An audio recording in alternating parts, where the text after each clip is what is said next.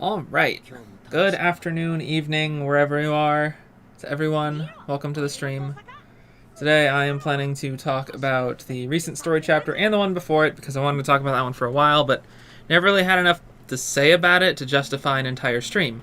So here we are today. As you can see, I actually have Dragalia Lost hooked up to the stream, so I can actually stream the game while I'm talking instead of a generic background.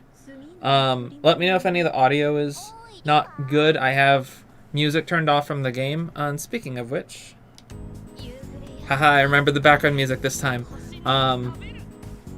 So yeah, let me know if the audio is good, because I had not really a proper way to test it beforehand. But while I get talking today, I don't actually have anything to show in the game, so I'm just going to auto a bunch of standard twins while I'm talking. So I'll get that started.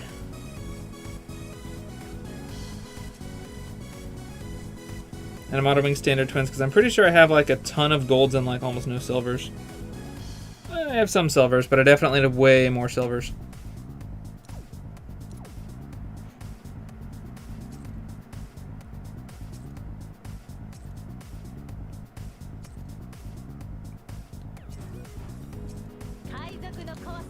Not that many. Let's start with 25.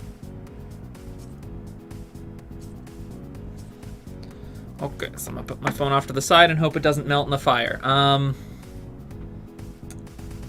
Alright, so pull up my list of things to talk about. So, I guess I'll start with chapter 16. So, chapter 16 was 2 months ago. First of all, full spoilers for the story through chapter 17. But for those of you that don't remember exactly what happened in chapter 16, basically, the prince was like, we need help, let's go see Leonidas, and so they start going to Valkenheim. But then people attack the Halidom, and they're like, oh shoot, we gotta deal with that. And apparently there was a rumor going around that Yuden was possessed by the other, and people were like freaking out about that. And then Leonidas shows up and like makes the angry mob outside the Halidom like stop yelling at him for a little bit, and then promises to help them, and that Yuden is not possessed by the other. And then they're like, we need answers. And then Ciela and the twins show up, and the twins are attacking people, but they stop them. And then Ciela's antagonizing, I guess. And then a dragon shows up and is scaring the people, and they deal with that. And Elisan prays really hard and turns the dragon into Reborn Poseidon. And then let's see. Yeah, then they defeat Ciela. And then Leonidas is like, we need answers. I got this letter from this guy up north. Go north. And Shell's like, I'm coming with you, and we're taking my giant land ship.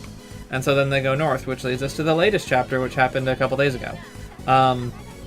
Which I'll also recap very quickly, but not as in-depth. The last one wasn't in-depth anyway. So basically they go north. They get to the city of Grams. Ranzel is visited by Volk on the way there, and they have a conversation about like why is Ranzel following Yuden, because he has several times now chosen his sister over the safety of the world. And then they get to Grams, and Ranzel's like, I hate all these like people who are like putting everyone into a class system and denying people just because they're poor and stuff, and then get into trouble. And then they go to the slums because they meet up with Gatov, who is putting together basically kind of a militia type deal down in the slums so they can like protect themselves. But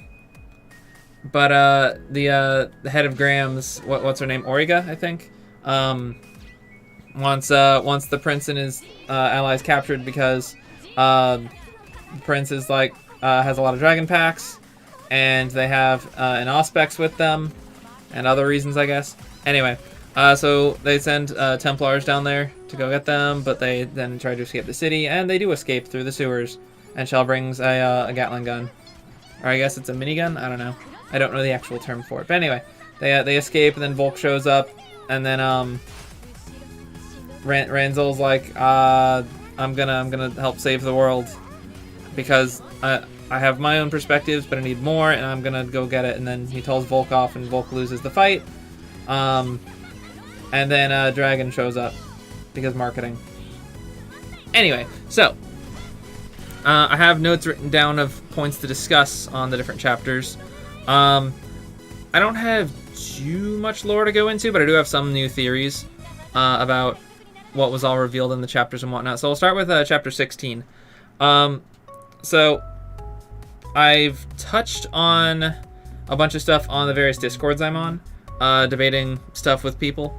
So first of all is the rumor of Yuden's possession, like, because the it's really interesting because the chapter trailer for chapter 16 was like, I heard a rumor about like the seventh scion of the royal family, and like when I first saw that, it's like, oh, is the rumor they heard that he's adopted? And I thought it was a nice twist when it revealed no, that he got possessed. And it makes sense that like the common folk think that, because like they may not have been like fully aware that the other was like in control of the empire, although I'm pretty sure at least some, I don't know how widespread that knowledge was, but with the rumor spreading that the other had possessed Yuden, it'd be pretty easy to draw lines where that came from. But yeah, so like Yuden goes in to fight Zethia, and the other is nowhere to be seen after that, so a natural kind of point to draw a line to is that Yuden is now the current possessor of the other. So anyhow, let's see, chapter 16, I really found it refreshing because they finally started to acknowledge Yuden's bad decisions and the consequences of his actions, with like the country starting to fall back into disarray and stuff. Like without a leader in the capital, and then Yuden just kind of went north and left things alone, and things just kind of fell into disarray. And chapter 16 finally starts to acknowledge the fact that his decisions have consequences. And like, obviously there should have been the very much bigger consequence of him getting possessed, but the whole story at this point is about that not happening in this specific reality.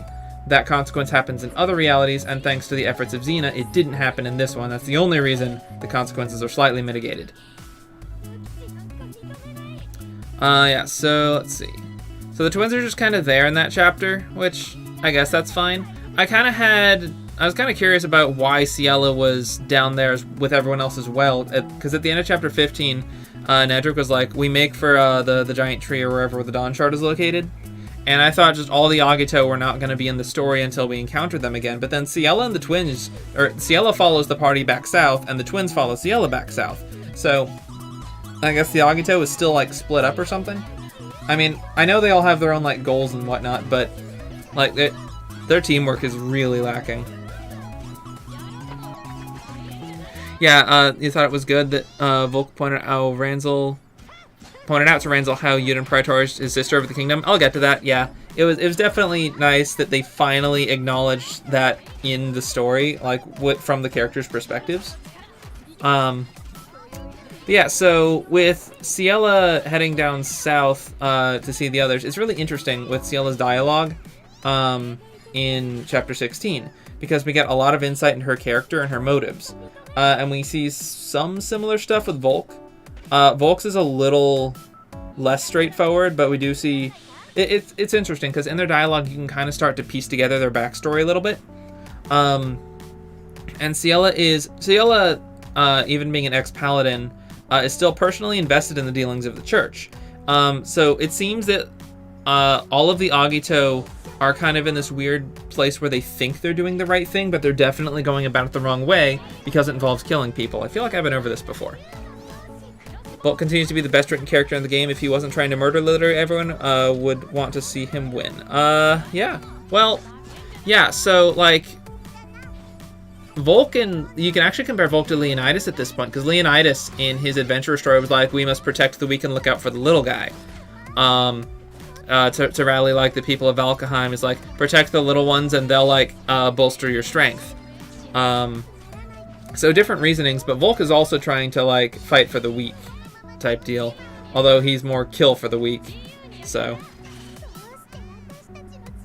yeah, Volk is really well done. Volk is, like, he's a fun villain. A good fun villain is one of the best things, because he's got a lot of personality to him. So let's see. But back to Ciela for a moment. Ciela is really interesting because let's see. There's a line when she's talking to the twins in the EX chapter of chapter 16, Let me find it. Yeah, so the twins are like joking about like how can anyone possibly believe that Yuden's the other? He's so stupid. He's so useless. Why are they believing it? And then Ciella's like, because people everywhere labor under the impression that they are more intelligent than they in fact are. No one cares if information is correct. All they care about is whether or not it fits their own perceived notions. And that is why they cannot discern the truth of things and find themselves hopeless victims of deception. And I find this just an incredibly well-written line because it's fully ironic that Ciela is just renouncing the church on principle and everything it has because it doesn't fit her perceived sense of justice. So obviously, as we're moving further and further into the story, we're finding out that there are a lot of things incorrect with the Ilian church, like Ilia not being an actual goddess. Elysium might fit the role of the world's god just because he's so powerful. And like, let's see, what else? Honestly, I think that's where it stops, is just with Ilia being the goddess, because there's several things we know about. I think salvation actually might be the other big thing I'm not certain about, but we know that prayer is a thing that works. Like, you pray and it sends like mana out to create a manifestation of your desire, and the strength of the prayer and like the purity of the prayer and whatnot actually affects with tangible effects. And then we know when people die, their bodies become mana, which apparently congregate at a mana fount, but it can also congregate at other points, according to Sophie's story, that a lot of people who passed away were congregating at the Halidom. I wonder if the Halidom is going to turn into a mana fount. That'd be pretty funny. But yeah, and then like respect of the dragons. Like, that actually is a teaching of the Ilian Church. That was one of Ilia's direct intents, was to create harmony between humans and dragons and make humans instrumental in the workings of mana, in protecting the world's mana, so that humans and dragons in harmony wouldn't war anymore, and that Elysium would have to value humans because they're now instrumental. So Ciela calling everything about the Ilian Church a lie is incorrect. Well, yes, of course. As we've seen time and time again in the story now, there is a ton of corruption in the Ilian Church, like a ton. But like that doesn't change the fact that the dogmas they believe in are actually pretty accurate. Let me read through the comments. Yep, Ciela has the most poignant dialogue in the game. She hasn't said much anything wrong. Yeah, like again with all the Agito, it's they're pursuing something correct but doing it the wrong way. So Ciela is looking for kind of like objective justice, but neither the Ilian Church nor Ciela herself can grant that at this current point. And like everyone has their own sense of right and wrong. Everyone has their own sense of right and wrong, and it's only when looking at the world and its mechanics from a lore perspective that we as outside viewers, the players, can see what's right and wrong, but the characters can't. The characters are written by people, but you know, I'm not going to get too meta on this today.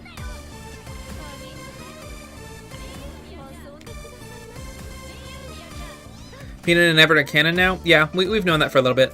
I think that all non-collab events are probably canon now.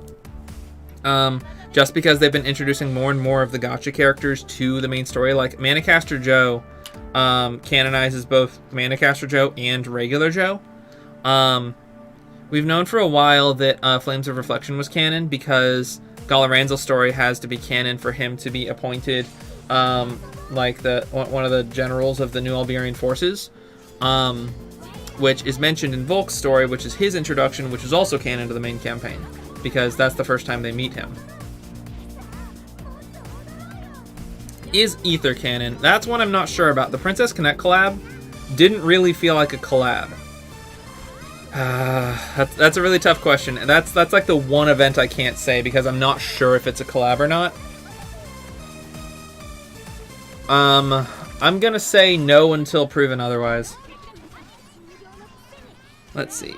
Prayer creating tangible effects has strong implications for the future, like the old man being denied prayer in the church of Grams. Yeah, so prayer is really interesting in how it works, because like when you pray in Grestea, you give off mana, I guess, and the potency or tangibility of the mana varies, and it's interesting to think what different like circumstances might cause that variance. So is it the location you pray in? Like obviously there's holy ground like the church and whatnot, and then there's like the high church or whatever it was called in Graham's. And then you have like the person who's praying. Are you like an active, like, I don't know, sinner? I don't know if they have sin in Grestea. Like, are you like living a good pious life, I guess? Would that affect it? Like, so like, in the end of chapter 1, the other, when he's possessing Aurelia, says like, so the blood of the dragon and the prayer of a maiden have united once more, something or other, to like summon Elysium. I don't know. And turned you into Elysium. So, like, who's doing the prayer? I think does have some, like some weight in what happens. Holiday events are considered canon as well. Yeah, so the thing is, in the beginning of chapter 6, it says several months later, like, after they leave the Binding Ruins, and into the events of chapter 6, at the very beginning of chapter 6, it says several months later. It doesn't say how many. For all we know, that could be 5 years. It's probably not 5 years, but it very well could be 2. I'd be willing to think it's 2. And the other thing is there's other room in... Like, there's other room in the story for time skips, I guess. Not a lot, though. So after chapter 10 is a little bit, because chapter 11... when chapter 11 happens after chapter 10 is kind of up in the air. Although Yun's in his Gaul uniform, which is why I think a lot of other events happen in the beginning of chapter 6. Let's see. So, next up, Leonidas finally gets some character development. Honestly, character development is one of my favorite things about literature. So, like, different people get different things from different stories. So, some people like stories for the romance, some people like stories for the plot twists, some people like stories for, I don't know, just how things are worded. I don't know, but people like different things in different stories. And one of my favorite things is to see character development and character growth, to see a world expand and grow. And also to kind of, you know, figure things out before they actually happen, and then have that called it moment to try and like figure out what's going to happen next. So with Leonidas, he's definitely getting character development. And it was interesting to see in his story that his character motive hasn't changed. He still wants to create a world free of the tyranny of dragons, quote unquote. Because in chapter 12, we find out that a dragon was responsible for killing his mother and the mother of all the scions. And so he just hasn't forgiven dragonkind for that. And so naturally his target is Elysium, the head of the dragons. So if they can defeat Elysium, then humans reign supreme. And so basically he is currently on the path to recreate the first War of Binding. Because like with Chell unearthing mana casters and stuff and him experimenting in alchemy, like they're basically on their way to another War of Binding. Although the first War of Binding was called such because Morseade was involved, and that was what they had to bind. So it's not really the War of Binding, it's just more so a war between humans and dragons. So they really need like a new Dragalia system. You know what would be a really good example of harmony between humans and dragons? The story dragons that haven't been in the story since chapter 10. I'll get to that, there's more on that later. But yeah, so spoilers for Gullah Leonidas' story, but they already posted a picture of this on the Twitter and whatnot. So Ilya and Mordecai are back in the present, and they are heading north as of the end of Leonidas' story, and I think there's a decent chance they'll show up in the chapter 17 interlude. As they like head north and maybe encounter Graham's, and if Graham's has like the Pope of the Ilian Church, and that would not mesh well with Ilya, but like Ilya doesn't have the actual powers of a god, so we've seen she's still just Ilya with a connection to Elysium. So we'll have to see where they go with that. Let's see. So also in chapter 16, Elisan makes a very impactful decision to give up not only being Grand Paladin, but according to the summary page, give up being a Paladin altogether. And that kind of makes sense because like she sees Ciella's points that there's too much corruption in the Ilian Church, and the Ilian Church has like kind of fallen out of its own teachings too much, and so she's given up on being a paladin to follow the prince full time and achieve his peace in the world.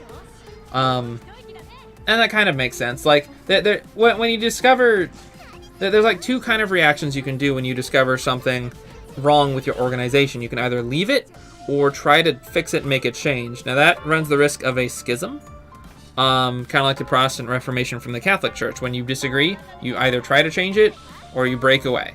So she made the leave it approach, which doesn't send quite a... I guess neither really sends a huge message. I guess leaving it does send more of a message, but like with one individual leaving, it's not as big of an impact. Well, actually, she was the Grand Paladin. Anyway, yeah, so Grand Paladin has now left the church. So, it was really cool to see, like, a very weighty decision in the story. And then they introduced Reborn Poseidon, which I believe the Gala Dragons are basically going to happen the same way the Dracoliths did from Chapter 6 to 10.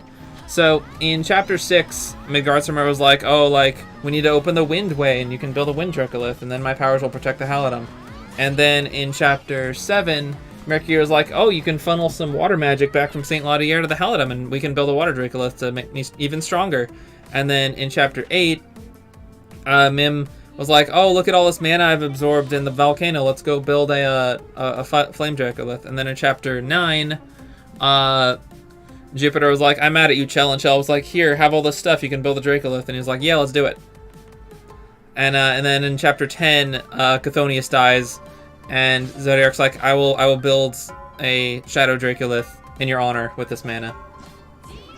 And then yeah, we have the Dracoliths, they're canon, but the dragons disappeared, and all this powered up stuff they were talking about getting is not existing. So...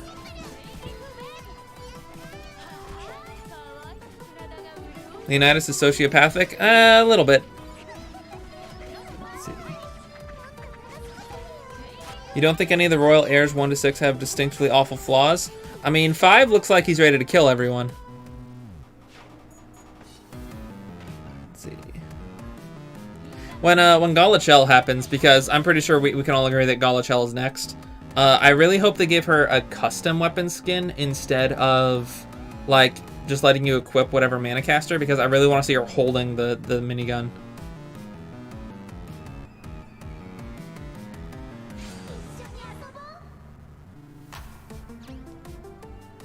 So something I see in a lot of the siblings, well, not a lot of siblings, like Leonidas and Chell specifically, and Emil, definitely Emil, is a problem I see with a lot of people struggle with in real life, is that seeing other people as people. Because you're only familiar with yourself and your inner workings, it's sometimes hard to see that other people work that way too.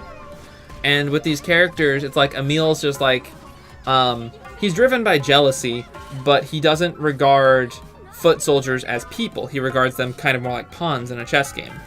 And that's even saying more than I think he actually thinks of them. And like, even when he had Mercury, he just regarded Mercury as a tool for success. He didn't regard Mercury as an individual.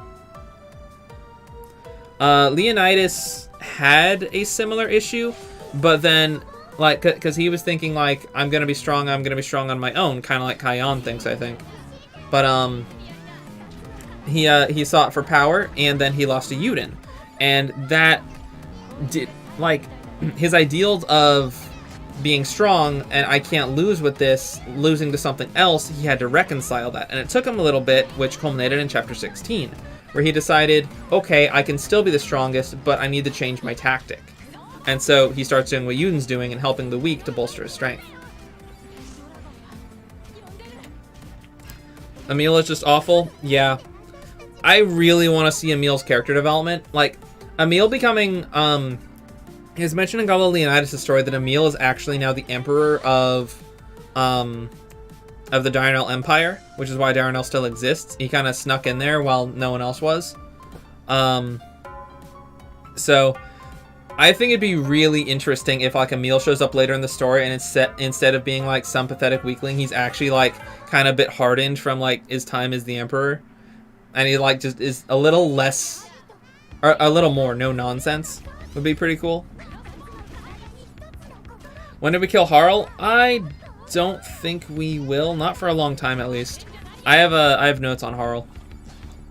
Let's see. But first I want to finish out chapter 16 because we're almost done. But yeah, Reborn dragons are basically the equivalent of Dracoliths, in which they will write them into the story in any arbitrary reason they need to, just to get them in there. So Dracoliths were a little bit more natural. The Wind Dracolith was kind of out of nowhere, but like I guess it makes sense. Like the Windworm's powers weren't strong enough to defend the castle, so you need to build something to make them even stronger. The Water Dracolith made sense, like they were making an ally to get stronger. The Flame Dracolith was very, very specific to Mim. The Light Dracolith was really funny and tied into basically just character motivations.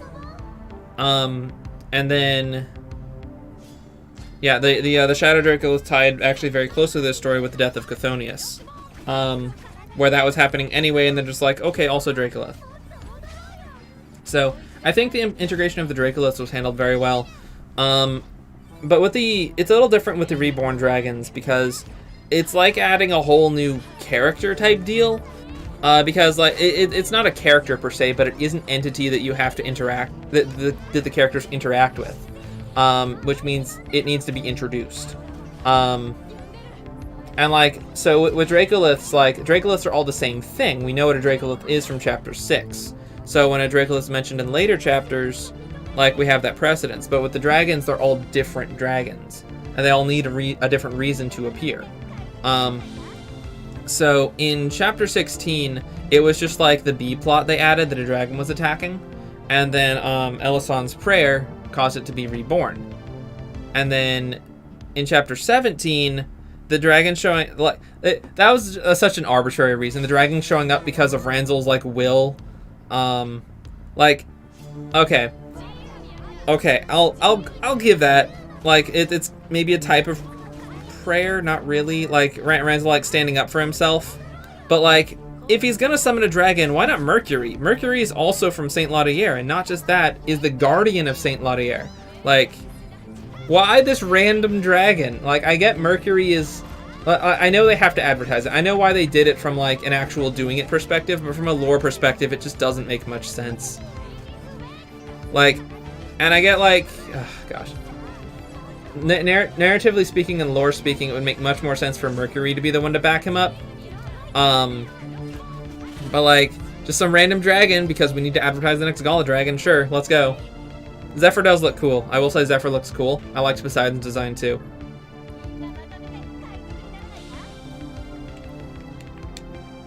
Seeing a more mature Emil after the return from North Gresham would be neat. Yeah, that would be neat. Imagine if we come back and Emil is just a threat now. Like, could you imagine? And like, it's another thing that we've started doing in chapter 16 that we'll probably continue to see through the rest of this set of 5 chapters is defeating of the Agito.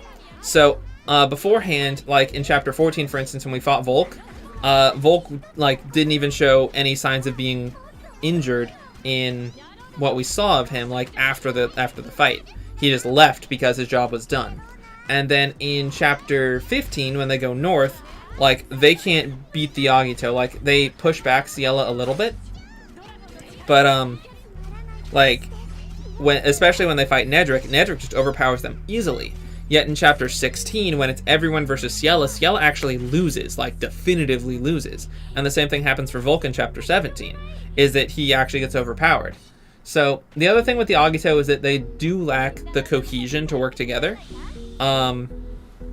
So like when they strike out on their own, it's kind of like in a story where like the rogue strikes out on their own, or like the edgy team member who's like, I can do this on my own, and then does and then loses and then needs the rest of the team's backup.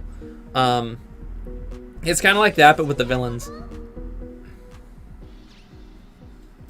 You doubt Emil is going to be a threat to Leonidas' adventure story, but he's kind of a wild card. I think Leonidas' adventure story is kind of a foreshadowing that he is going to be a threat, because Leonidas is like, he's not a threat, we can take him. And then like, what if he turns out to actually be a threat?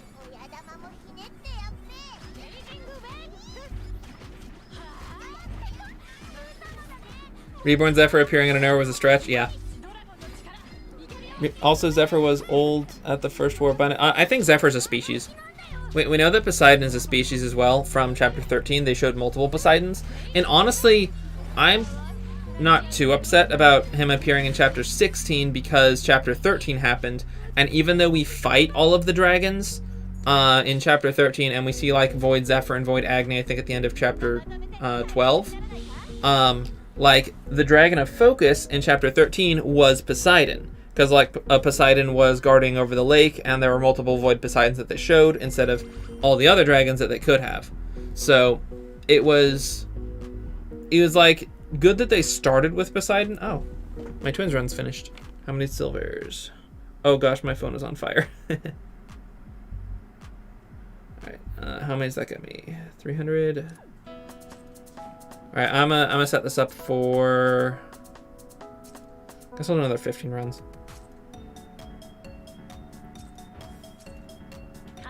That's way more. Come on.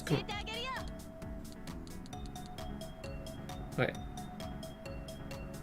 Go. Gosh, this is. I could auto this for like 99 times and. Whoops. And barely put a dent in my stash of honey. Alright. So, where was I? Right, the Void Dragons. Yeah, Reborn Zephyr just showing up was just kind of okay. You got in your advertisement, but like, I mean, as soon as I saw like Shell pull out the mana caster, I'm like, ah, yes, they're advertising the Gala character. All they need to do is show off a dragon before the end of the chapter, and they're good to go. But I have no idea where they're gonna pull one out from. I really hope it's like very ingrained in the story. Like, I'm waiting to see where Emil gets his next dragon pact from, because like. Imagine if in the interlude for chapter 17 we cut to Emil again and he makes another dragon pact and it's that dragon that straightens him out and makes him threatening. And then he and that dragon like are just a power duo. I don't know what dragon it would be, but like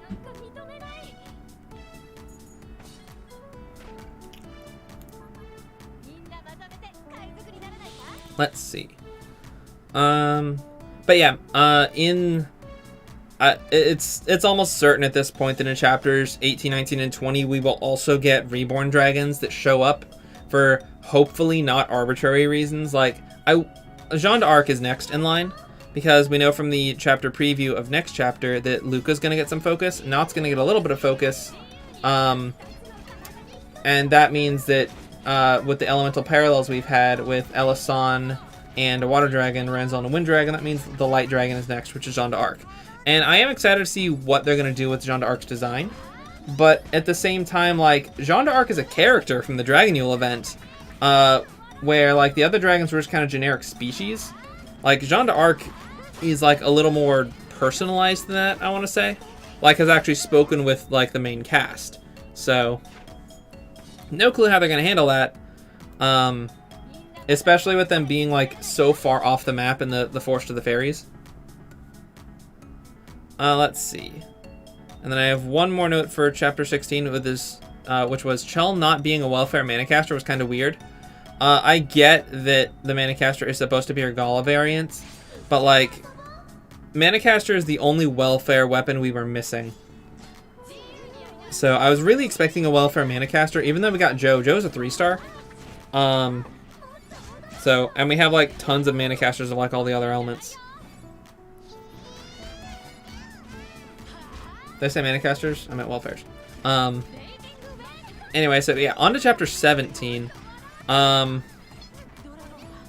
So my first note for chapter 17 is the new maps look really good. I really like the maps and grams. And I did like the one quest that had the return of the chapter 11 questing theme. That is definitely my favorite questing theme in the game. It's a remix of the theme that plays when you're in the Binding Ruins. But it's very nice. It's very relaxing.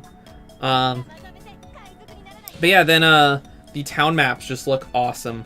If you're in the boss arena at the end of the map and you walk to the back end of the arena, there's a bunch of stuff that you just wouldn't see otherwise. Like, there's a lot of detail in the map. It's pretty cool. We also got a new background map, I believe, for like story cutscenes and whatnot. We also got a new enemy model, the Templars. I'm excited to see where they go with that because that means more potential for different like event quests and whatnot. It's a new asset that they can just throw around. You hope they address why some dragons look like humans and animals versus draconic. They addressed that. To be a dragon, you need horns and a tail. That's it. That was from chapter 4. Yep. Pretty sure that was from chapter 4. That's the only qualification for being a dragon. Horns and a tail.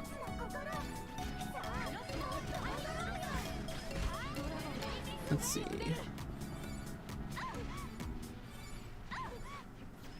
What would I say the relationship between Xena and Gottov should be? Okay. How come every question you ask me is always about Xena or Zethia? Reverse question.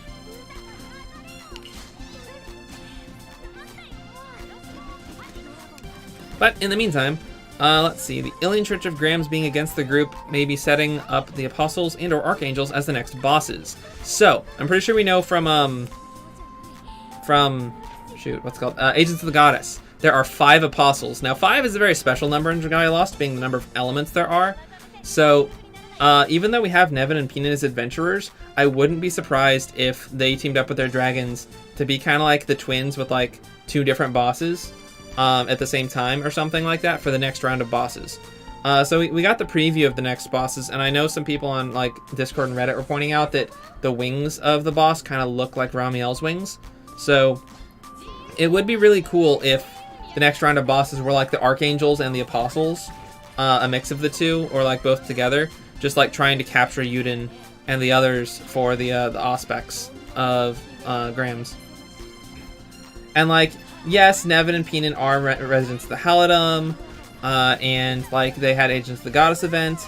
But here's the thing: residents of the Halidom don't have to be canon, as we've seen with Mine. I had another example too. Ilya was an example, but Ilya kind of got nixed because she's in the present now. But yeah, Mine is like the #1 example. Oh, and like the Dragon's Roost with Midgard Zero, for instance, and Barbatos. So yeah, so I saw the town boss battle arena and Lapis event. Yeah, I think we did, but it's still really cool.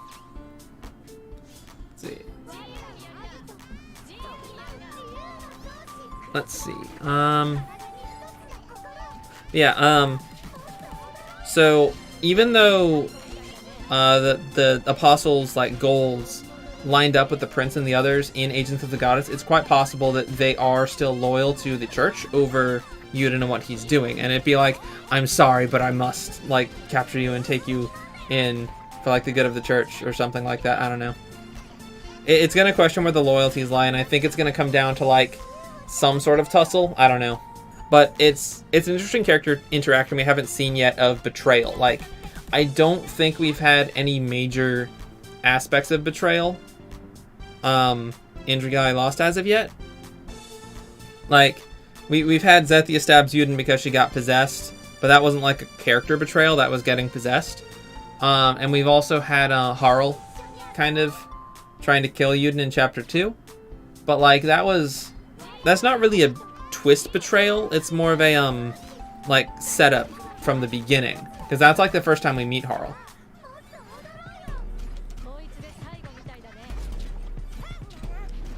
Will there possibly be a Fae 3, or is that jumping on directly with fighting actual gods with relation to the main story? If there's a Fae 3, I'm gonna stick with what I said and say it's probably not canon to the main campaign, along with the rest of the collab events. Cerberus is kind of a collab. Her design was conceived before DL. Hate to break it to you, a lot of the designs were conceived before DL. A lot of them are reused from Knights of Glory, Rage of Bahamut, Cygame's old properties that aren't in use anymore. And honestly, that's just how it goes. It's game design, you reuse assets. Like, I am currently, this weekend I actually picked up game design again, that I haven't worked on my Game Soul Device 2 in months. And my character model for that is literally the character model from the first game. It's a 2D sprite, yes, but like, all I did was crop the arms off so I could rotate them, and I'm using the same model. That's it. Reusing assets from old games is incredibly efficient. Let's see. So, yeah.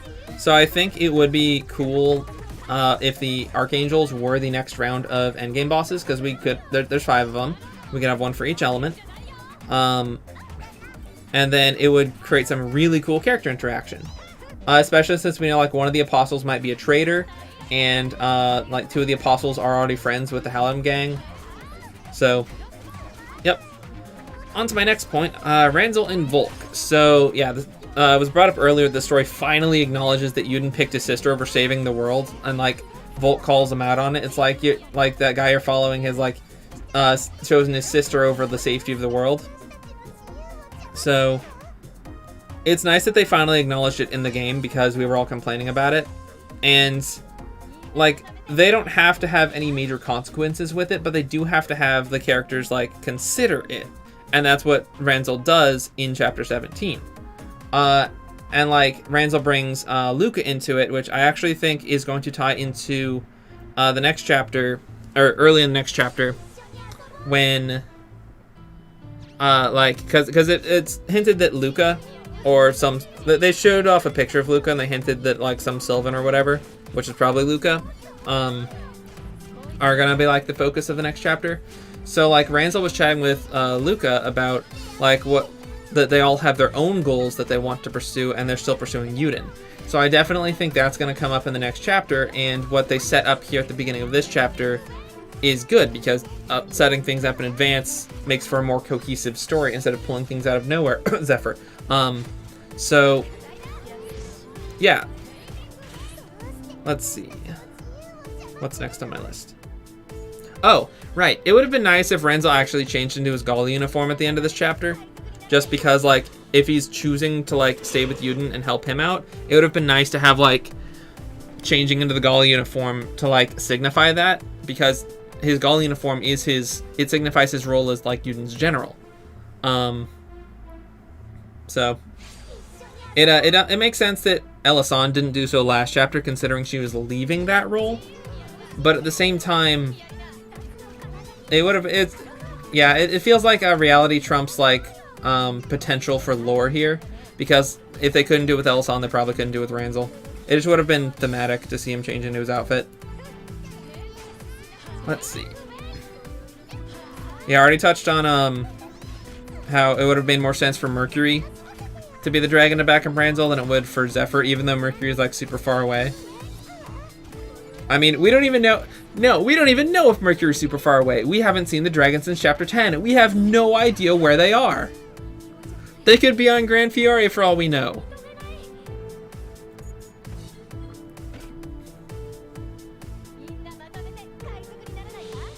Let's see. It was also really interesting when they talked about teleporting back to the ship.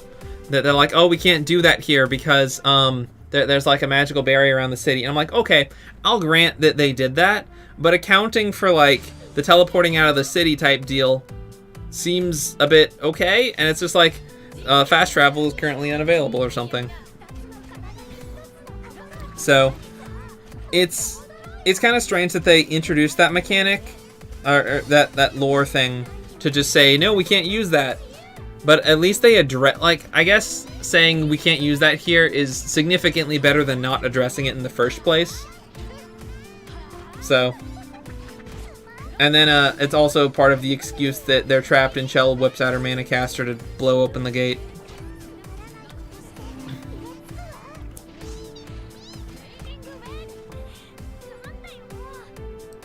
Let's see.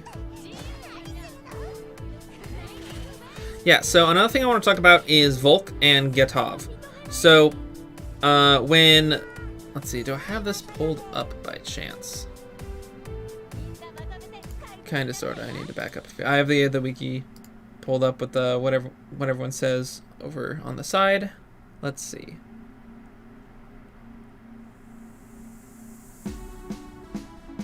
All right, so here's where Volk shows up.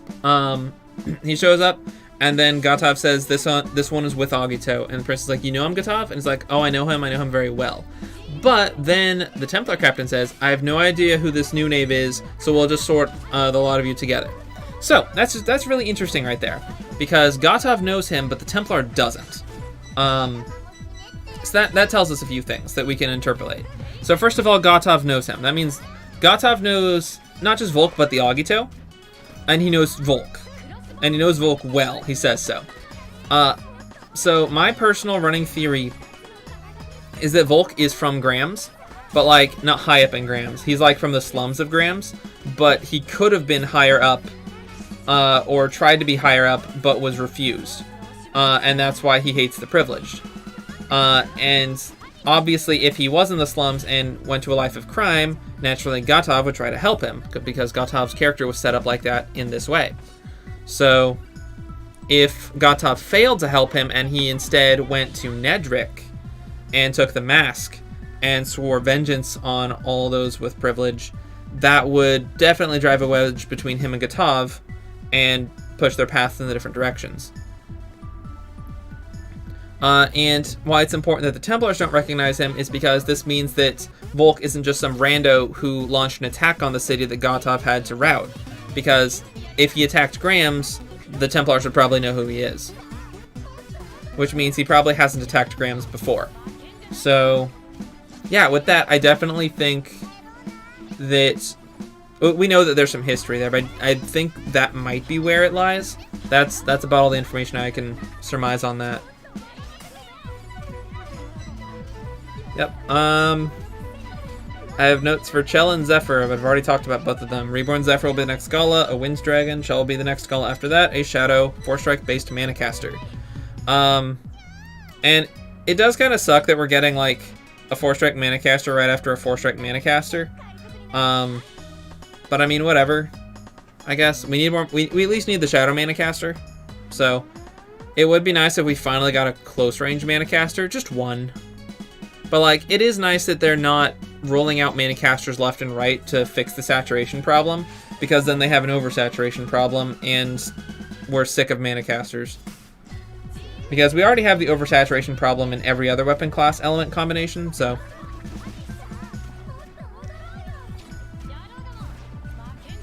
I need to read through some chat stuff.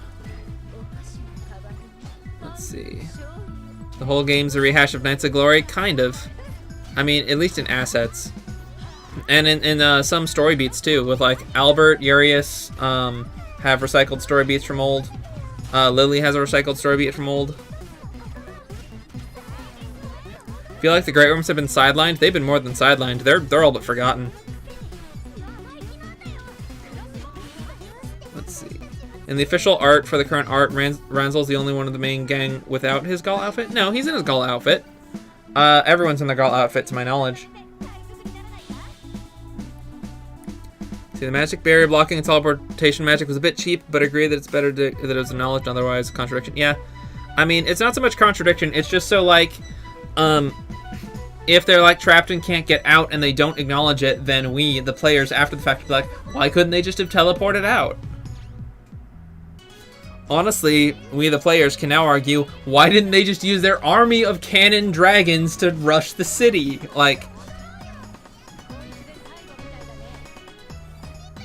Because, like, I don't know, it's one of my biggest gripes of Chapter 12, is, because they forgot the dragons in Chapter 10, and then Chapter 12, they're going to fight the city, and Chell and Leonidas have their dragons, and Yuden doesn't? Like, where are the dragons?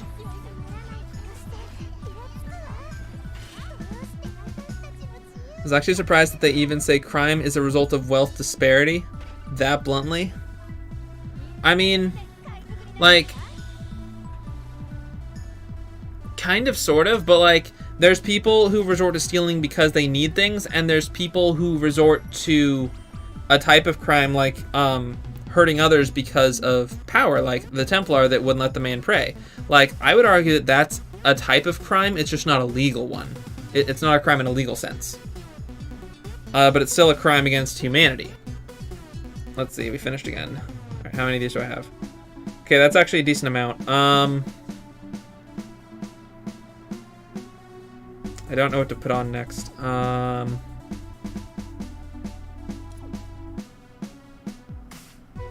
I done my dailies yet? I don't think I've done my dailies yet. I have not done my dailies yet. I'll do those.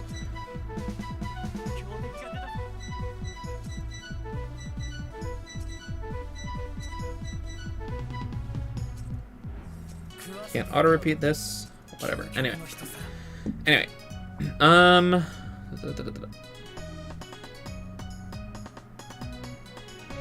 Let's see. Thought Knights of Glory was never finished. Knights of Glory died, as Sor put it, probably because of PvP. This is the rumor.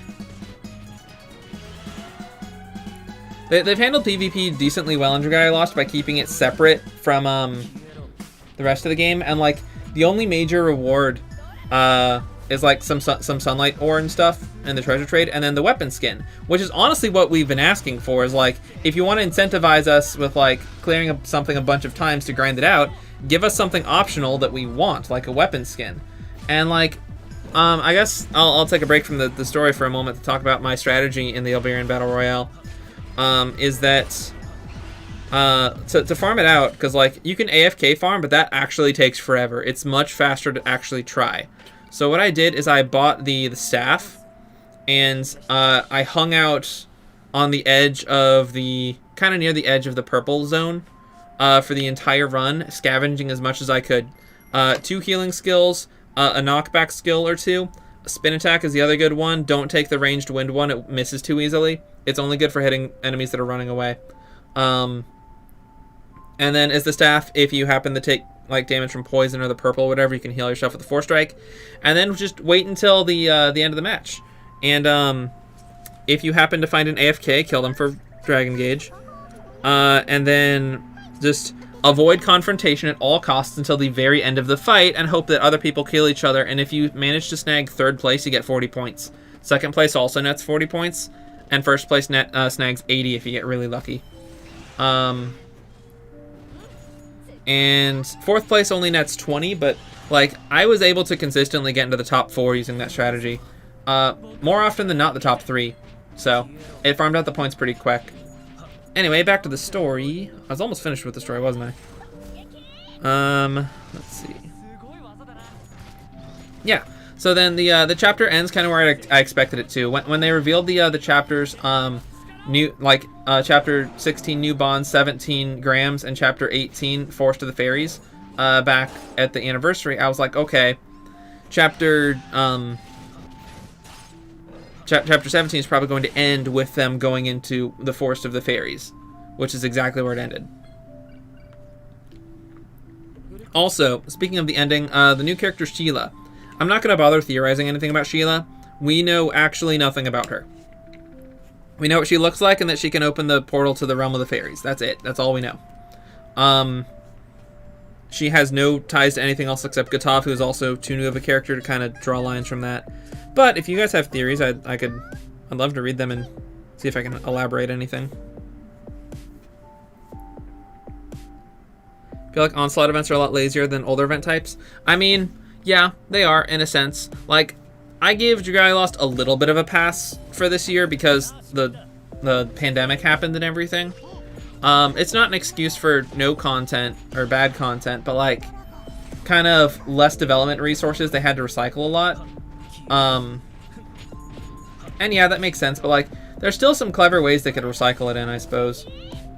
I, for one, I'm still of the opinion that we have way more, we're getting units way faster than we're getting content. And as a result, we're getting a lot of units that just don't have content. So, let's see.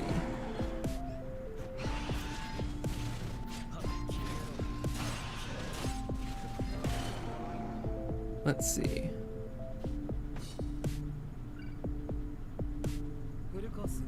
Kind of like the easier events. They're meant to be chill events that can be cleared out using your recovery resources. I mean, like, Dragalia Lost has definitely been moving into a more casual-oriented direction for a very long time now. Because they announced it a while back. It's why they said that in the recent Okada interview, whatever thing, or responding to player feedback, whatever it was, that future content, they don't want it to reward stuff with might. Or they don't want it to be part of, like, unnecessary player progression. Kind of like High Dragon Trials and Agito are. And honestly, it makes me think of the early days of the game when we just had the standard High Dragon Trials. Like, it was just an end game challenge to clear. And the only reward for doing so was there were 2 rewards. There was the facility, the Fafnir, and the dragon itself. And honestly, that was enough. Like, it's something to work for. Like, in terms of rewards, you basically just need a goal.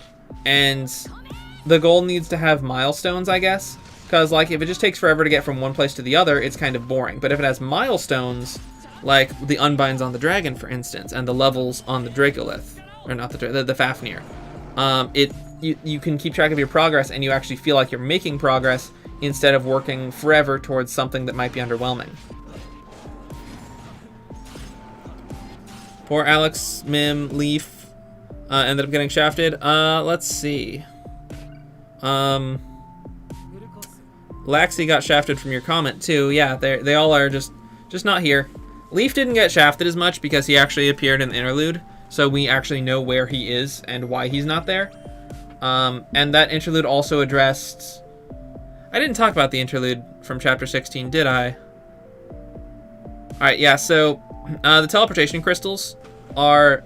Basically, the entire reasoning for the teleportation crystals is to justify them being in other places when story happens. So kind of like with the Northern Negotiators event, I was having trouble placing it in the timeline because Yudin introduced Joachim and Noel to Chell. And he was also, I believe, in his gala outfit, so there's very, very few places in the story where that would actually work well, because as soon as chapter 12 happens, it's a straight shot to the end of chapter 14.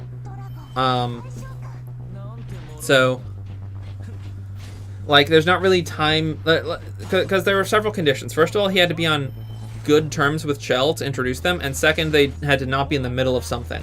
And between chapters 12 and 14, they were always in the middle of something. And then, like, chapter 15 happens directly after that as well. So, basically, with the introduction of the teleportation crystal thing, they can now say, oh, this happens, like, after chapter 16, or like right at the end of chapter 16 when they're on their way out. They can just teleport somewhere.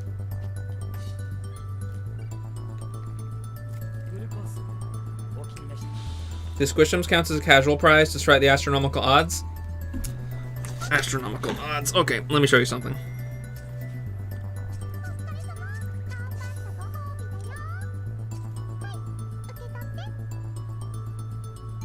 Come here. Nope, that's the wrong thing. This one. Come on. Items. Materials. Do those odds look astronomical to you?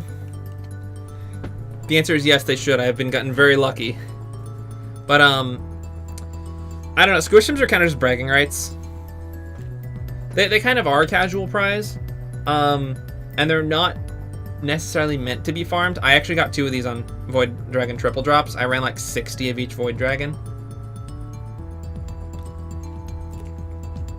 Which is also because I wanted the whatever dragon material, whatever's for Mana Spirals later on. I don't Mana Spiral units very often, but I wanted to have them on hand just in case. The 3-star weapons are normal quality, 4-star weapons are high quality, and 5-star weapons are legendary. Then we have nothing but legendary weapons. Like, good gracious, like, look at all these silver ingots. Like, I have 100 silver ingots, and I know there are many other people who have way more, because I stopped trading for them. Like, they don't have any practical use anymore. Because if we look at our weapons, the only 4-star weapons we have left are the core weapons, and we only have like a 4-star weapon in like 1 in each weapon class. That's only 9 weapons that we can possibly use those on. That's only 36 ingots that we can even use. Not to mention, like, the other weapons are so, like, Chimera weapons are so easy to get for new players because you can just hop into like pubs and get carried. Like, you can just skip the core weapons entirely.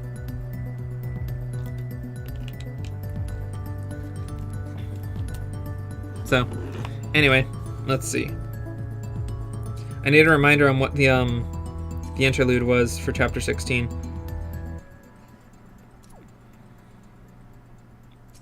Alright, let's see what we have. Right. So we had the Jewel's Power. We had a Worthy Partner, which was literally just them foreshadowing Manicaster Chell. Which, that's alright. It also made Joe canon, which was important because Joe's story kind of introduces Manicasters. And then there's Pursuing Revenge. So that was an interesting one too because Nedrick seems to believe that like the other Agito, that he's correct, that his way of seeing things is the correct way. So, with that, he believes so strongly in whatever he's looking for that he thinks he can show it to Valix and prove his point.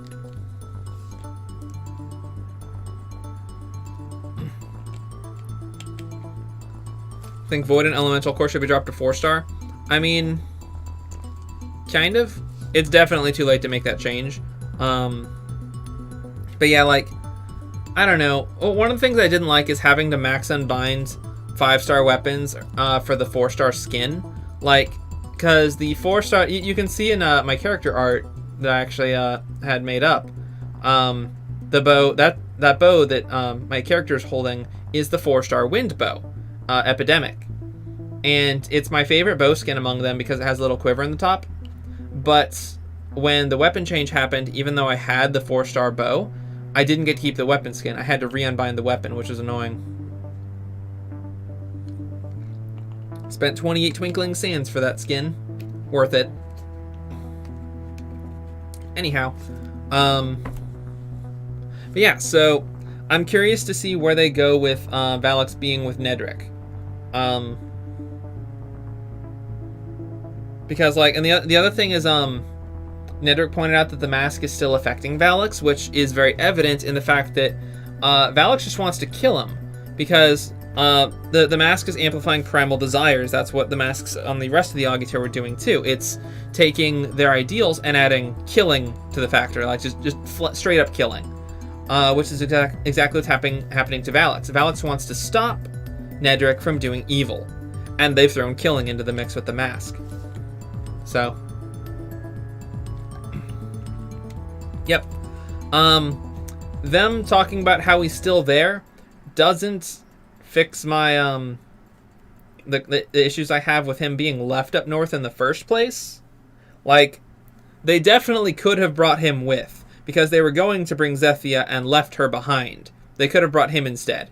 So, I guess that like, I understand why they did it, and that they're probably going to take a plot thread this direction, but the reasoning they did it was really weak, and that there was none. Alright, let's see. Yep, I had one more note on Chapter 17, that it's the first odd-numbered chapter in a while that hasn't been disappointing. Gameplay was pretty bare bones, but the scenery was nice. Oh, shoot, my phone turned off. Yep. So yeah. That is the extent of which I wanted to discuss the new chapters. So there's not a whole lot here in terms of what we can surmise, lore-wise, aside from what I've already covered. But it's interesting to see North Grastea, and they say the North is a lot bigger than the South, and we know of several other countries, including Svanitla, Barth. Pretty sure there's at least one or two other ones we might know about. But yeah, so I'm kind of hoping the exploration of North Grastea doesn't stop at Grams. And another thing you'll notice is if you go into the chapter or into here, like, so right. So if you zoom out, you'll notice that if you zoom between these chapters, it like pans between locations. So these are all different locations in South Grastea. But when you go to chapter 17, it changes to a new location. So I'm pretty sure we're going to get a decent amount of plot up here for a while. At least I hope we do. Yeah, Hinamoto is not up north. Hinamoto's to the east.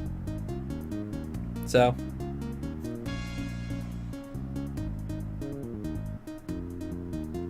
Well, that's all I had to talk about. But the stream has only been going for an hour. And I'm willing to do a little bit more. So I was thinking I might try showing off me soloing Legend Volk again. Because I made a guide on it. Not a guide, kind of like a tips thing of like one of my clears and the team I used the other day. So I kind of wanted to try and see if I could replicate that with things going a little bit better, maybe a little bit worse. Respond to a different set of circumstances. Maybe do some co-op. I don't know. And I don't know, if you guys want to, I can show off the game dev I've been doing over this past few days. I've made some fun progress.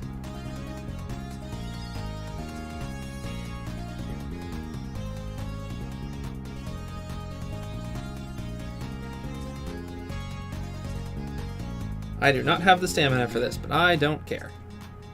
That was wrong. I need a helper. Alright. Let's see. I have one helper I know of. I haven't actually seen this one before. It has to have a max and bound Ramiel. That is a level 1 Ramiel. Nope, nope, nope, nope. This one. So this one is the one I know has a max and bound. Come on. Probably gonna fail to connect to the server. I haven't done all for Buki meme clear yet. On what? I'm not. Meme clears aren't really my thing. Try again. Yeah. So this one has Dragon's Nest and level 100 Ramiel. So this is like 60% Dragon Prep, which is what I need. That was, I forgot the history. There we go. All right. So yeah, this is my setup. That I showed off in the guide. Here's my Wurmpen setup. You can watch this on playback later, I guess. Basically, I'm running a Frostbite Punisher setup, and Lowen has full stun res as well as Affliction Guard.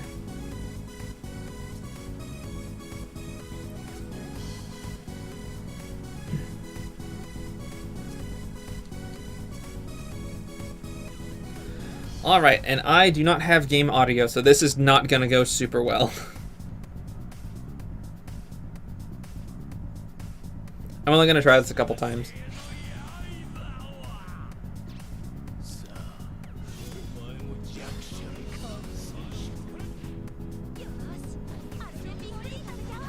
That was the wrong one, but let's go to Leonidas. What happened? How did Leonidas get slept? Oh, someone popped a node.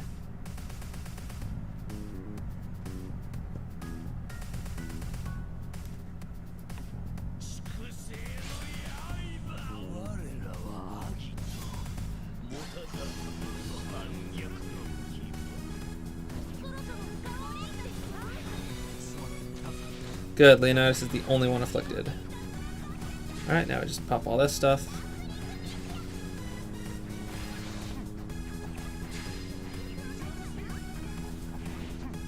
Alright, now I need to swap to Izalith.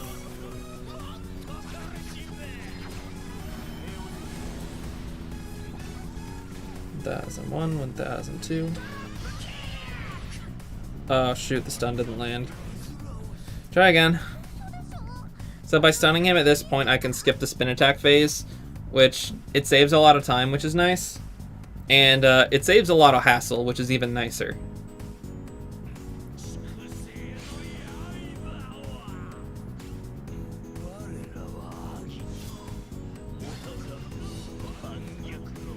Oof. And...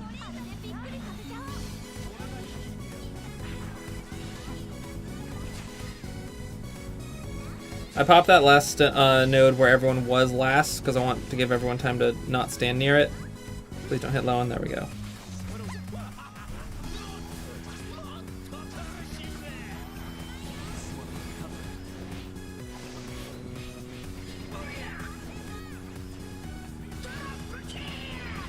I think I did it too soon. Yeah, I did it too soon. Darn it. A little over 2 seconds then.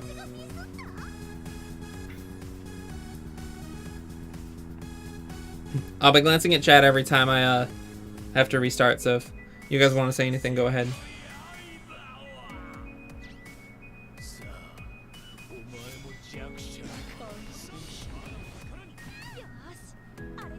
And yes, I could just disable my chat log permanently, but I leave it on for how to plays. Because, like, if I don't leave it on... Oh, gosh, someone got hit.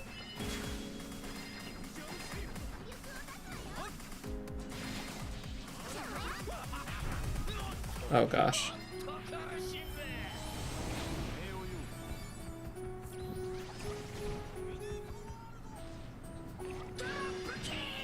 There we... Oh, darn it. Timed it right, but the stun doesn't land. It is nice that this part, which is mostly RNG, happens at the beginning of the fight, so that restarting doesn't... It's not too costly time-wise. Because, like, the Berserk phase being at the end of the fight and just being so RNG whether you live or die just sucks. Alright, I'm only gonna give this a couple more tries, then I'm probably gonna do some co-op.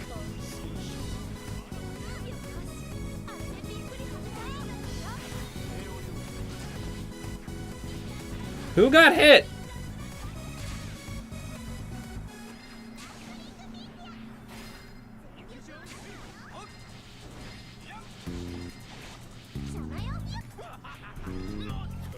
Oh shoot, that was close.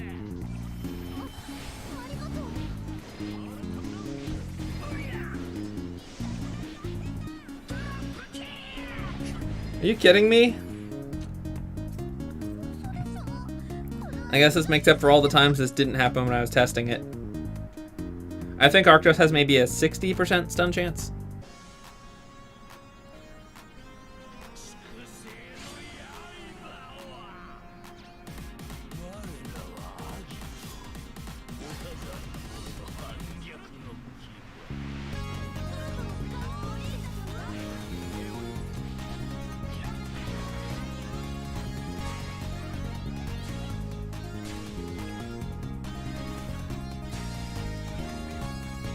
Darn it, Ezlith.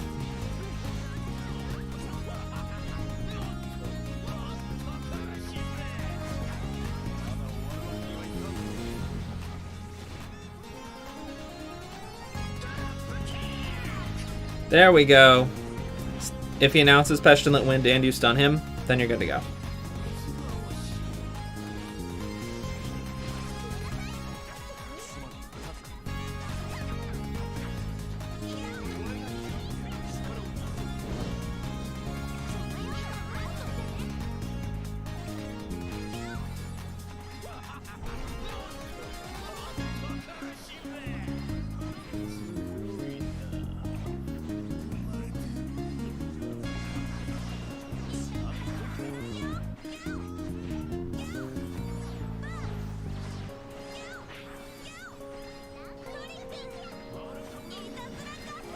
There we go, phase 2. Now it's up to Naveed.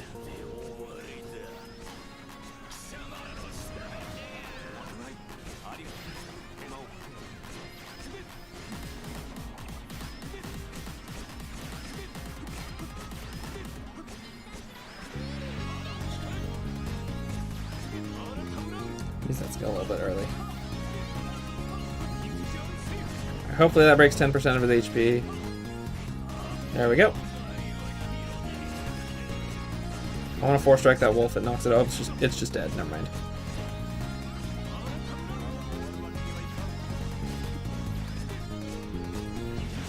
So I basically want to be avoid getting plagued at all times at this part of the fight.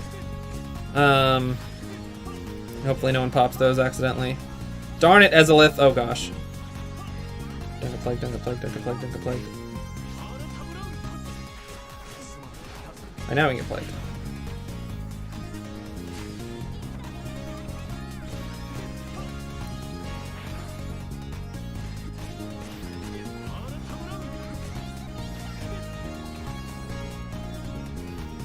No, no, no, no, no, no, no, no, no, no, no, no, no, no, no, no, no, no, no, ow. Alright, we're swapping to someone else. Alright, we're swapping to someone else. Oh gosh, oh this is bad, oh this is bad, this is bad, this is bad, this is bad.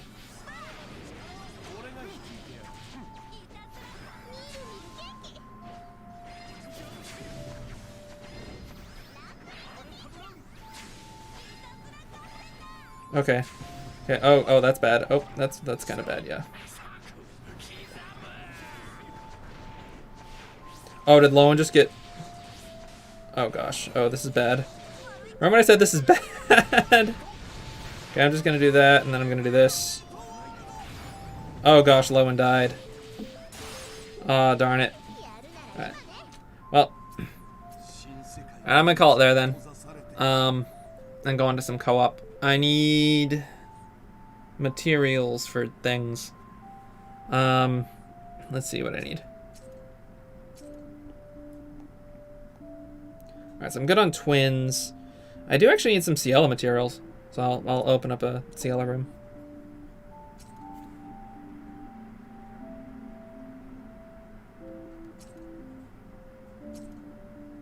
Just expert Ciela, not master. That is solo. Oops.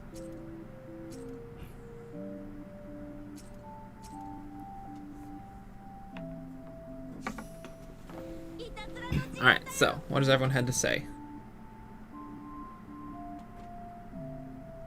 Mudbark is like an 81% chance? Yeah, it's a pretty high chance. Excuse me. Oh, bow character, so you can still do damage while running? Yeah, I guess that makes sense. I don't have a bow character on my team, though. This is the wrong character. I actually need to use a wind one.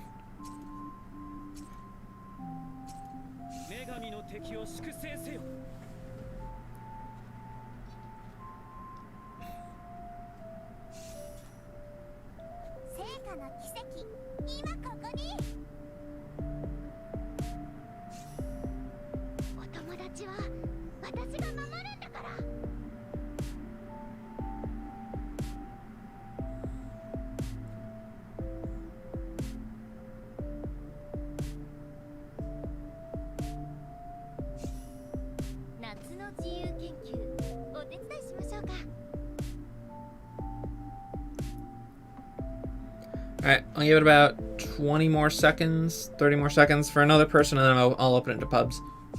Never mind.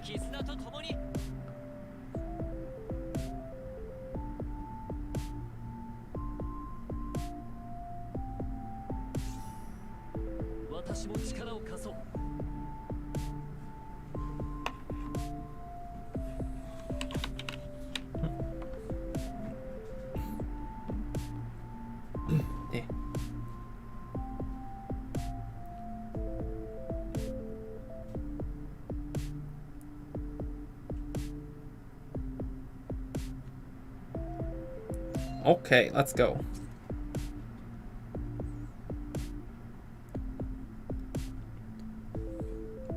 I'll probably farm for 15 to 30 minutes, then show off what I'm working on, and then end the stream. But yeah, if you guys have any other lore stuff you want to bring up, just feel free to say it in the chat.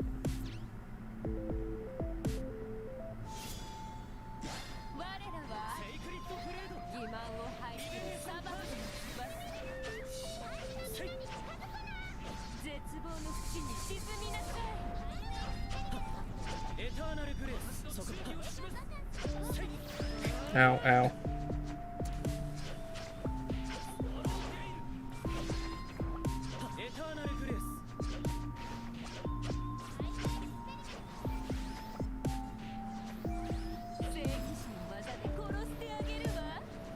Good, I couldn't tell. I was really hoping someone would just deal with that far away thing.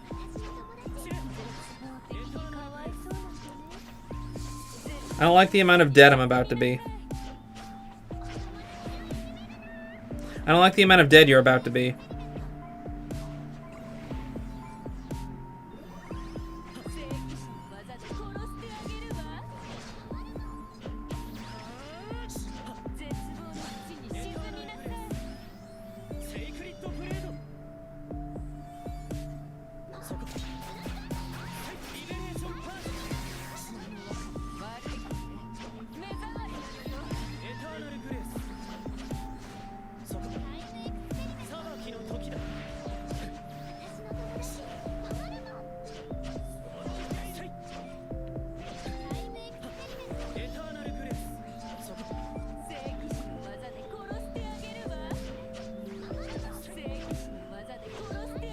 Good news, everyone. We get healing. I know, it's such a rare thing, but we have some.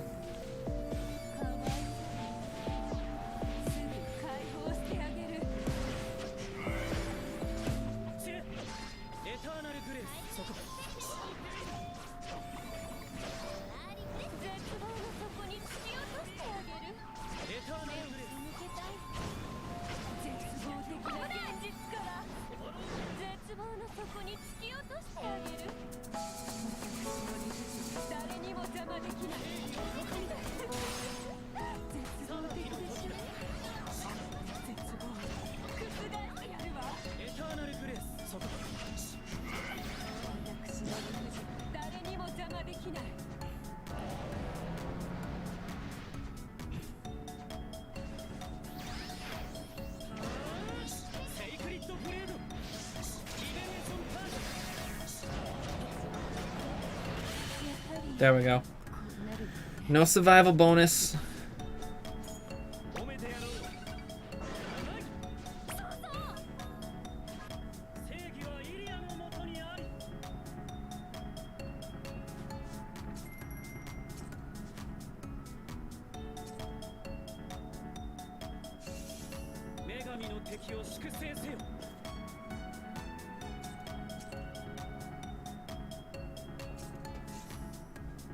Alright, nerds.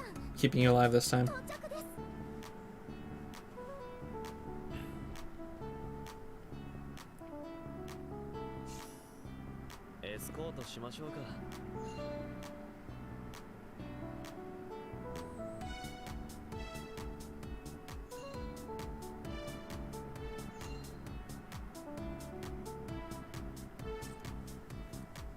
Okay, if anyone dies, it's not my fault.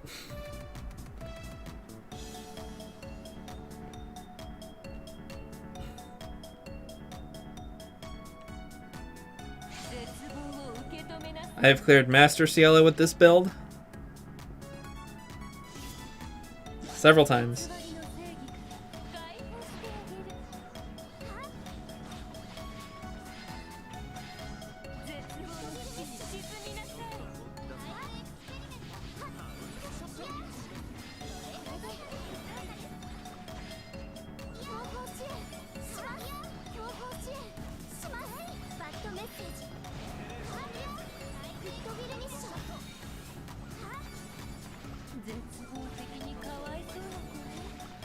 Burning?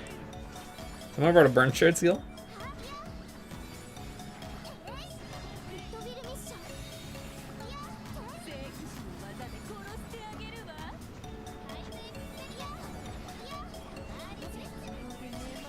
Why is our DPS that much better this time? My gosh.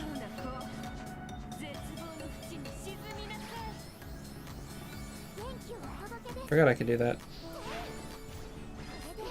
Keep forgetting that Noelle has this 4-strike thing.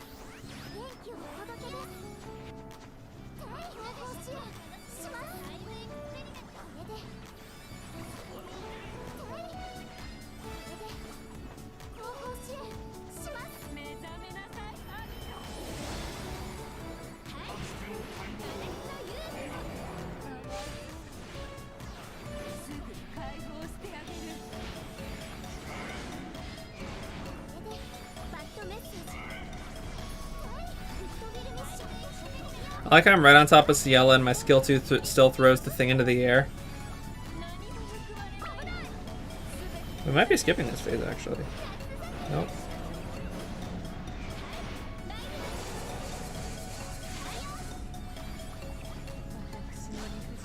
When you don't feel like dodging, so you just dragon.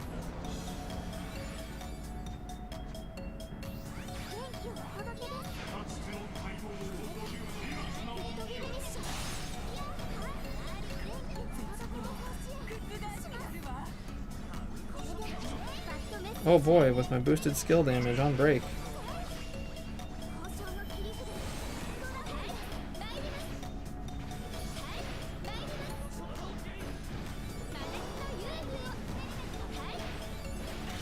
There we go.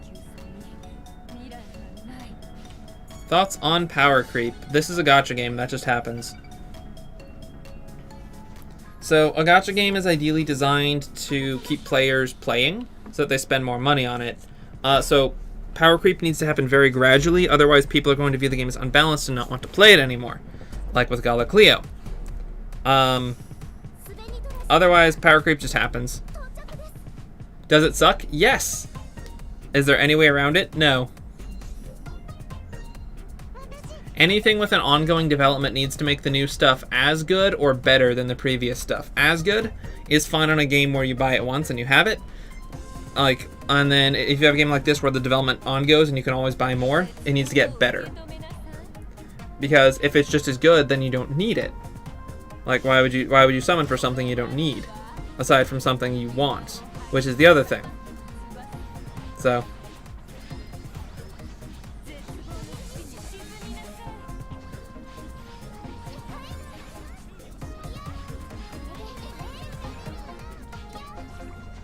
Don't know if anyone's doing double buff stuff, but here's some buffs.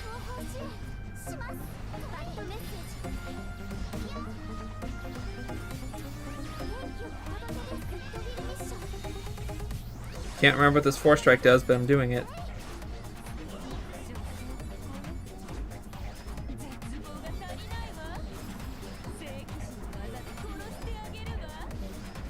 This fight is well designed in the way it uses afflictions. That Bog is pretty rare, but where it does happen, it's very specific in what it does. Like that it slows you down and makes it significantly harder to dodge the freezing beam.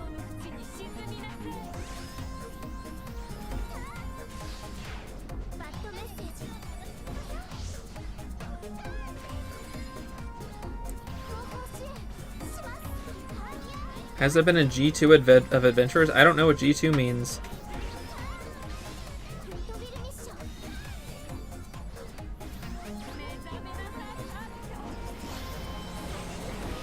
Increases max HP, yeah. I can't remember if it's like for one target or for the whole team or something.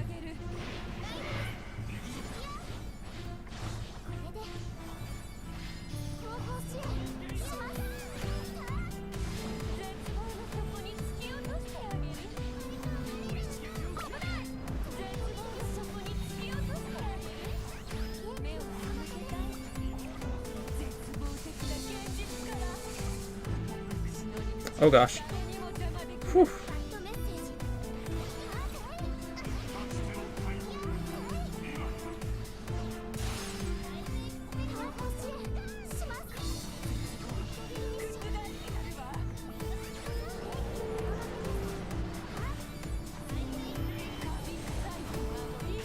Oh, we just cleared. It's a wave of adventures which are definitely more powerful than things for us. So like Generation 2. I feel like we're starting to see a different set of adventurers with the new afflictions, like Shadow Blight, and Scorchrend, Stormlash, whatever it's called.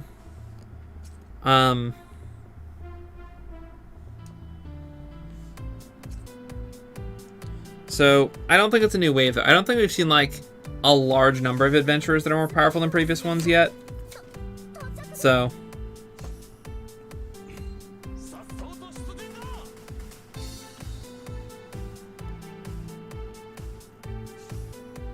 Alright, this is going to be my last room with this group, and then I'm going to reopen the room so a different set of people might want to hop in.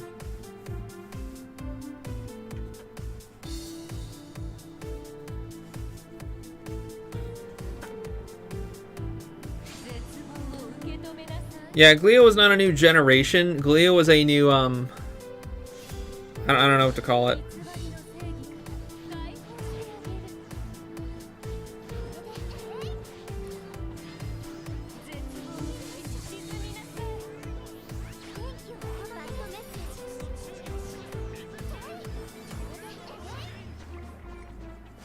Yeah, Glio was definitely an instance case.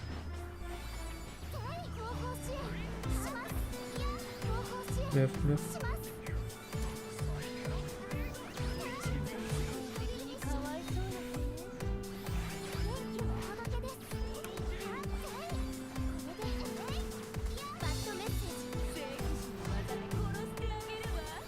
Oh boy, 24,000 damage. Really hitting them big deeps.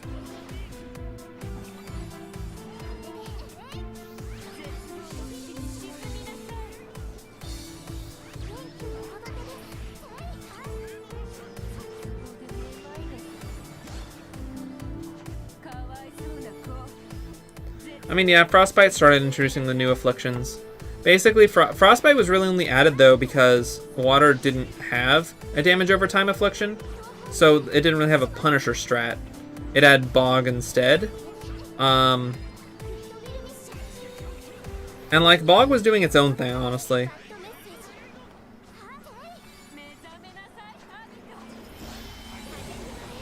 You getting tired of Agito? Yeah. Yeah, Agito have been the bosses for a long time. Narratively, they're fine, but, like, we just need more content, period. Oh, whoops. Low DPS, I guess.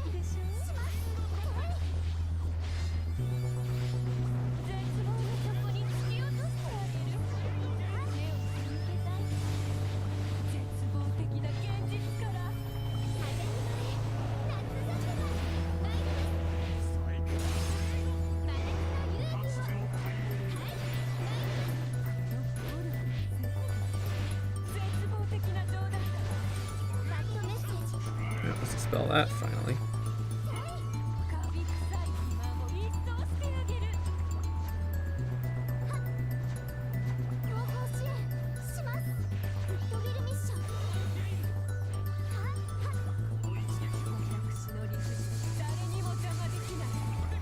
Sorry.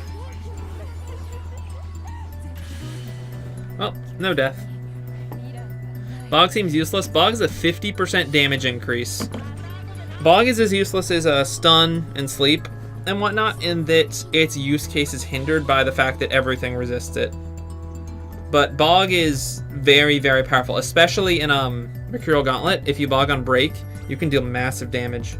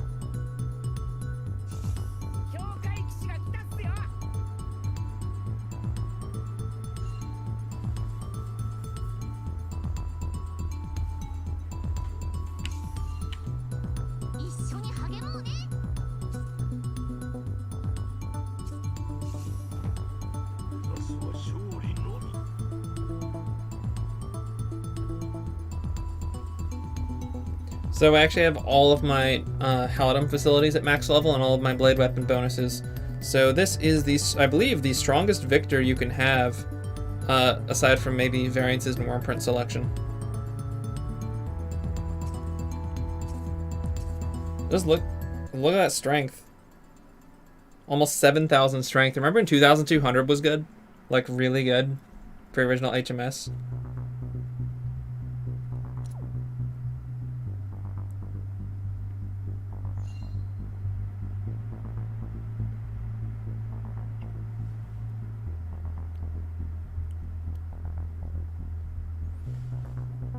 You think there should be invincibility frames in Albanian Battle Royale? It's a tough question to ask, because like if there are iframes, like then there's no vulnerability. It's like, because you both skill at the same time and then you both waste your skill, or like someone else has a bunch of skills and you can't get a hit in because they're invincible, just spamming skills left and right. Like, it's kind of both ways.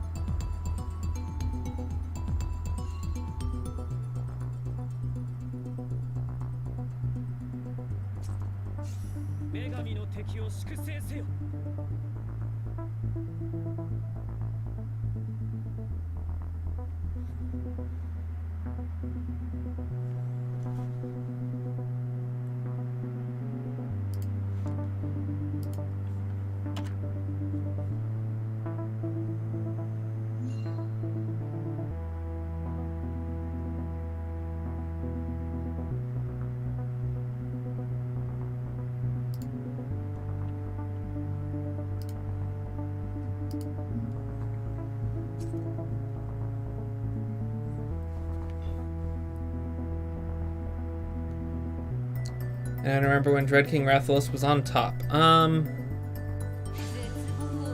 Dread King Rathalos, he wasn't on top for very long, cause well, he was on long, is like kind of there until we got Fae Part 2.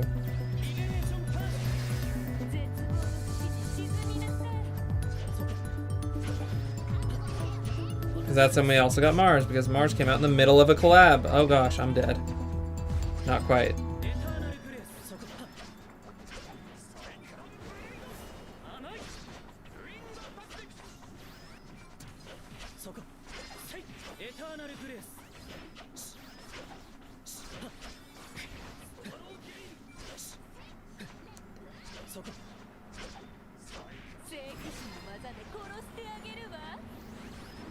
Well, this run is not off to a good start.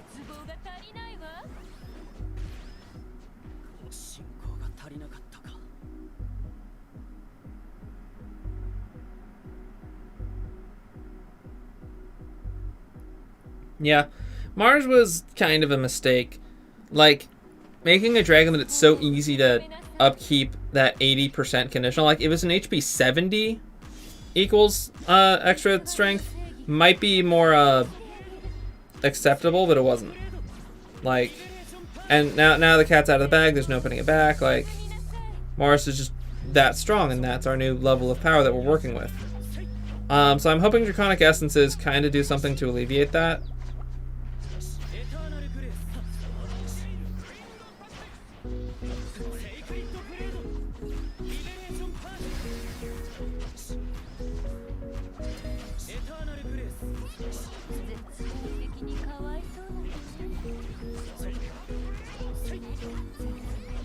Oh gosh. Oh my gosh. We got some good deeps today.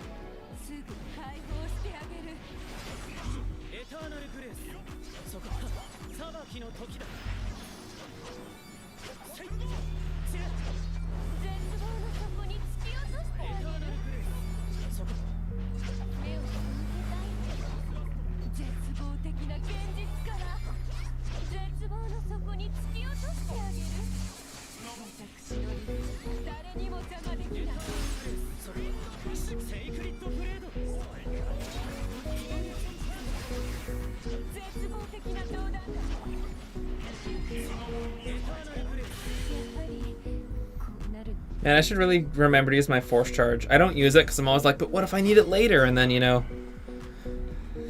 that extra strength will come in handy in other parts of the fight. Shared skills are what save GNC? No. GNC's Dragon Buff Zone is just broken, period.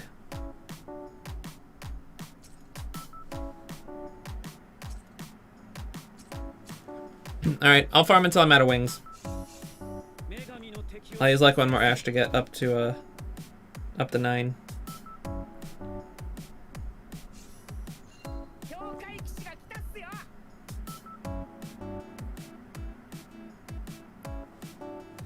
Like, the case of GNC is a curious one because GNC is a very powerful dragon. The skill boost or the skill charge is only part of it. That's definitely useful, especially having that with a strength aura. Is the reason units like Freya aren't busted good. Because they're HP dragons. So even though you get the skill haste, like, then you have Ariel, who also isn't as busted good. So why isn't Ariel as good? Well, part of it is that skill charge bypasses SP. So it's percentage based instead of SP based, and that's already pretty good. Which is why, I believe that's why GNC's buff zone is way better than Akasha's.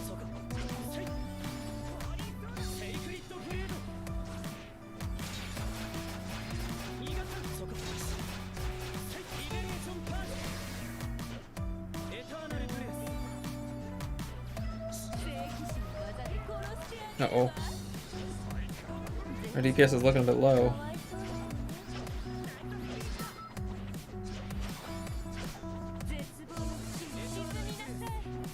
Uh-oh, that's bad.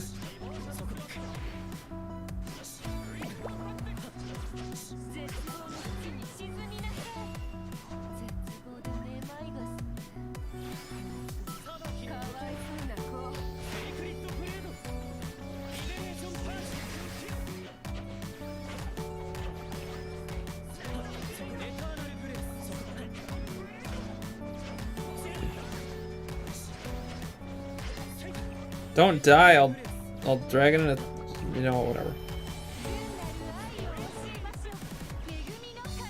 Be healed.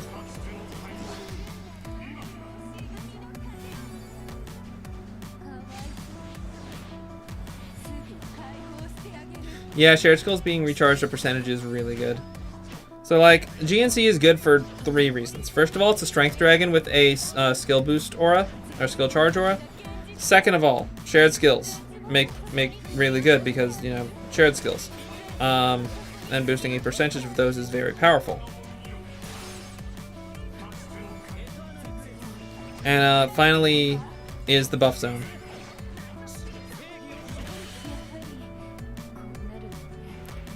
Should you spend some money for the next Dream Summon? That is up to you. It is $24 for a single character at nominal rates. You can get it for $21 if you buy the weekly packs. Honestly, it depends. If you're not hurting for anyone, I probably wouldn't. I watched a video by Brotel at one point. He said the only units really worth Dream Summoning are Grace and GNC, which is kind of true.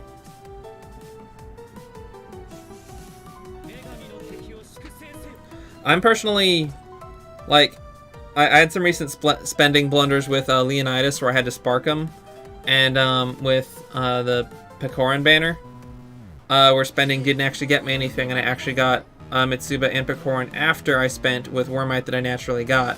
So, spending is a mixed bag, honestly. But with Dream Summons are the most guaranteed thing, and it's the cheapest way to guarantee a character, because sparks are ridiculously expensive.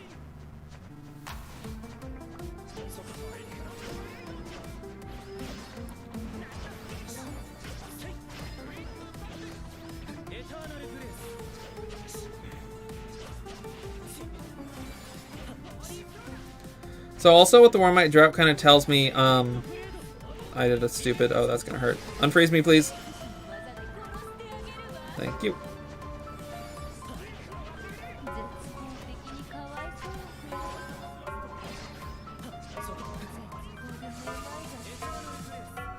Oh gosh, not again.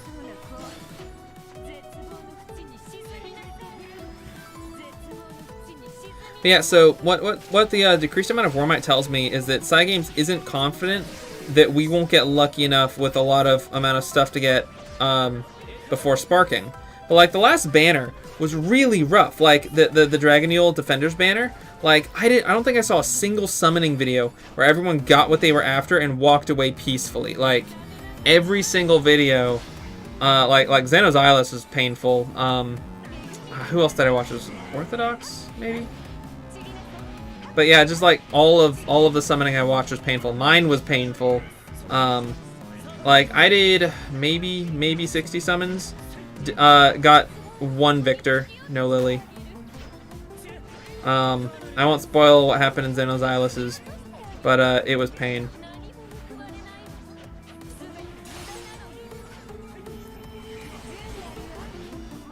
Gonna energize the team real quick. Good move.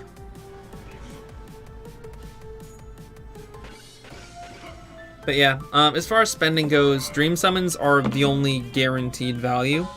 So spending on Diamantium for regular summoning is not worth it at all. Period. Because, yeah, like, I don't know, the other thing to talk about is, if we're talking about spending, let's talk about it from, like, a real-life perspective. And, like, get it a bit real for a moment. That at the end of the day, this is just a game. And yes, you can spend money on it if you want and for the enjoyment of it. Because, like, me, for one, I make a decent amount of money with my job, and I'm not really spending money elsewhere right now, so I have expendable money to pour into DL. That being said, pouring over $200 into the game does not feel good. Especially, like, even if I get stuff, it's like, at what cost? Leonidas cost so much, and it was painful, so I'd say Dream Summon, definitely consider, but otherwise, like, you really shouldn't. The exception, I think, is limited packs. With some limited packs, I did spend, like, I think $300 on the anniversary limited packs, but I got a ton of Diamantium out of it, which I then proceeded to dump into a bunch of other things, like owning every single Blade shared skill, which, yes, cost me 5.7 thousand Diamantium. Yes, it was a bad idea, but boy, is it funny.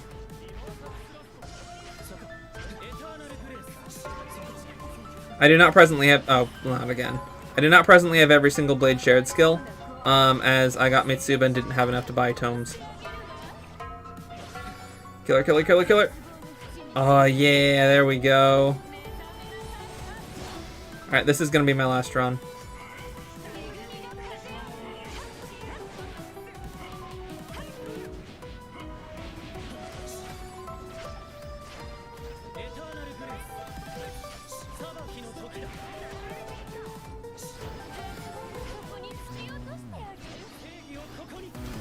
Here's me that she's not poisoned. Let's get that done. Ooh, break.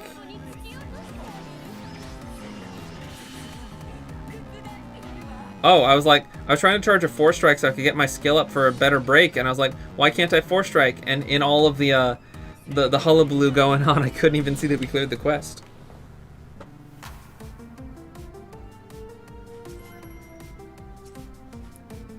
That was a new clear time, too. Alright, so I am going to stop at the DL there for now. It's been almost 2 hours, but I will end today by showing you guys the project I am working on.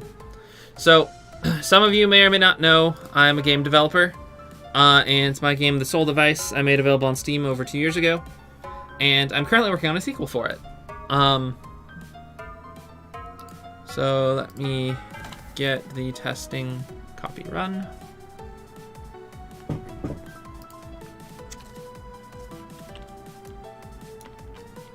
Alright, so this is going to look really weird because I only have developmental textures. I don't have any proper textures yet. Let's see. So much on this one. Nope, not that one. What the? Go away. Apparently it doesn't want to do full screen, so I won't do full screen.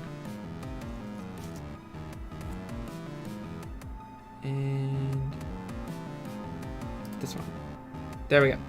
Alright, so yeah, this is the game I'm currently working on. It is a game in... Hold on, let me pull up chat again so I can see what you guys are saying. Yep. So yeah, this is a game I'm working on. The character model is the same as the character from the first game, but this is a game in which you create your own platforms to solve puzzles. So basically you can do this. I can jump on it. And this blue surface here is ice. It's reflective of the beam you shoot. And the little thing right here is a targeting reticle. That's actually something I programmed in recently. It's very useful. Huh. So I can also break the platforms I'm making. And this right here is this is actually not going to be visible in the final game. Basically, you can see the E above my head to interact with this.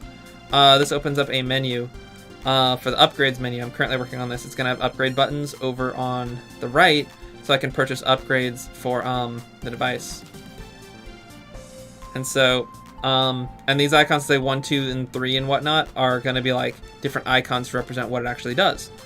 How much is the first game on Steam? $5 nominally. It's on sale for $1 all the time.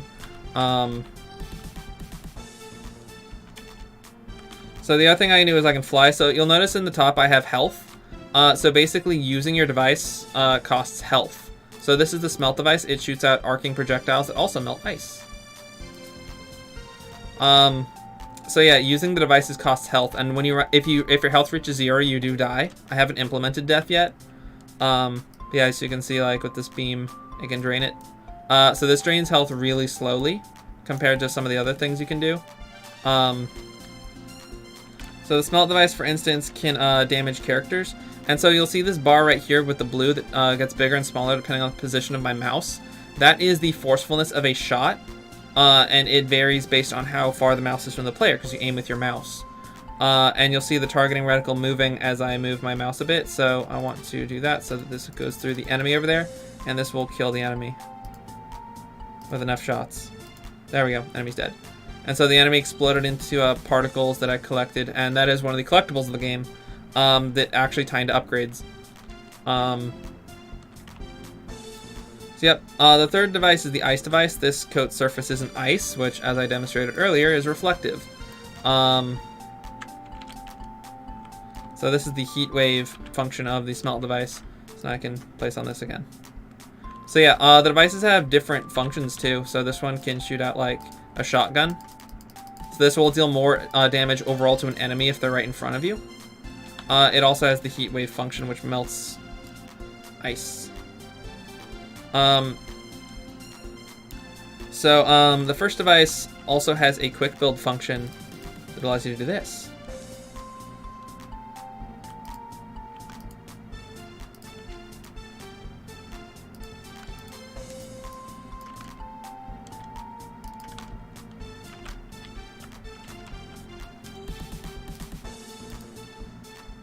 So this allows you to build at odd angles and just construct things really quickly.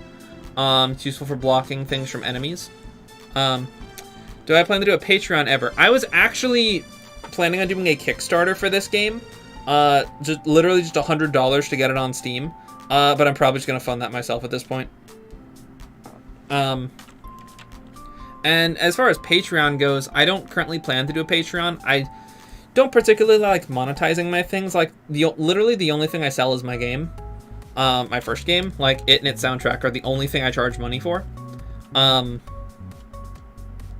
So, like, everything on my YouTube channel, even though I'm a technically YouTube partner, I don't monetize.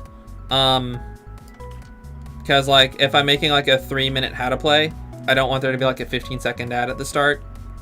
Because that just takes up way too much time. This over here is a crystal. It functions like ice, but it doesn't melt, so it still reflects things, but, come on, where's my... Oh, right. Boop. Alright.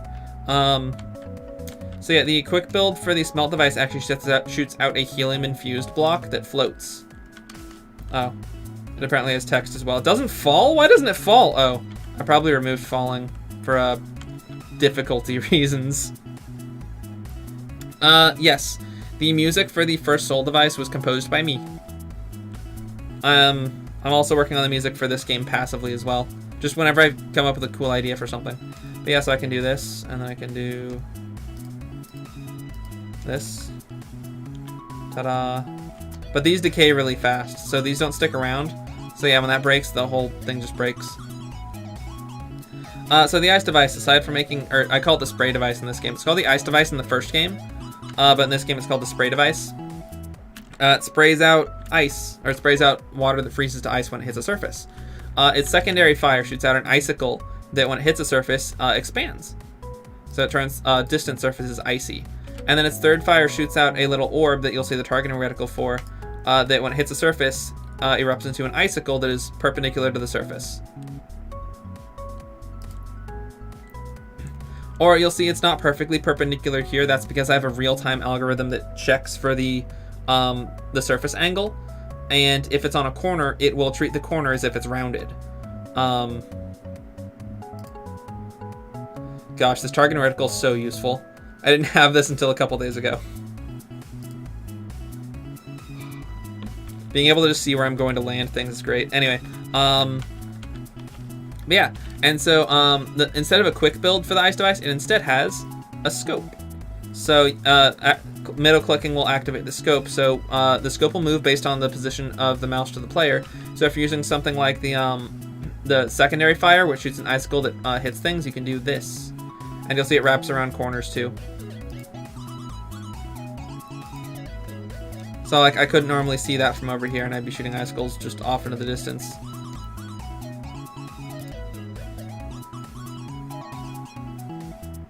My targeting reticle doesn't reach that far. I'll have to fix that later. Anyway, and then this is the fourth device, which is the saline device. This device handles power, and it shoots out these little orb things that shoot into an electrified field. Now, this on its own doesn't really do anything, but you'll notice if I put a soul platform here and I shoot this onto it, it lights up. What this does is it prevents your platforms from decaying. And also, if I go see this enemy up here, boop. So this enemy will start shooting bullet at me, and you'll notice that bullet hurts a lot, like it deals a lot of HP. And what I can do is I can do this and block him. But he's going to keep shooting at me and very quickly break through my defenses. So what I can do... blast. I didn't scroll wheel fast enough. Alright. What I can do is this and this. Blast. It's okay, I can do this. Alright, so now this barrier is invulnerable. It will not break unless I break it, because I can still do that. And then there's several ways to deal with enemies. So I showed earlier that you can shoot them with the smelt device and literally like burn them to death. But you can also, if you hit them with the soul device, you can encase them in solid matter, which doesn't kill them outright. They will start to suffocate. But I do want to program this game so that if you want to do a no killing run, you can do it.